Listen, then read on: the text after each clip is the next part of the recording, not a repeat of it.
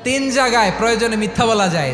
এক নাম্বার, আপনার ওয়াইফকে খুশি করার জন্য, সে একটু এরকম না বলে একটু কৌশল করে বললে খুশি হবে, ওটা বলা যায়। দুই নাম্বার, জীবন মরণের ব্যাপার, যান বাঁচানোর জন্য একটু কৌশল করে ঘুরিয়ে বললেন, এটা জায়েজ। তিন নাম্বার, দুইজন ঝগড়া লাগছে তাদেরকে মিলিয়ে দেওয়ার জন্য কৌশল করে একটু মিথ্যা বলা, ঘুরিয়ে বলা যায়। দুইজনের মধ্যে দেখলেন যে সম্পর্ক খারাপ, একজনরে বললেন, ভাই সে তো ওই দিন আপনার ব্যাপারে অনেক প্রশংসা। কি আমার ব্যাপারে প্রশংসা? কি বললো? এই বললো আপনি নাকি এই করছেন ওই করছেন, অনেক প্রশংসা। লোকটার মন খুশি হয়ে যাবে তার ব্যাপারে, ঠিক কিনা?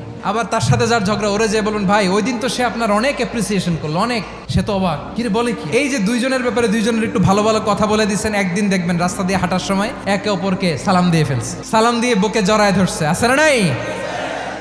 আবার মিলমিশ হয়ে গেছে। কিন্তু আমাদের স্বভাব হইলো, দুই প্রতিবেশী যদি একসাথে বসে একসাথে হাঁটে, দূর থেকে দেখলে আমাদের জলে, আছে না নাই? ঘটনা কি? এই দুইটার মধ্যে এত মিল কে? এই দুইটার মধ্যে গিরিঙ্গি লাগানো যায় কিভাবে?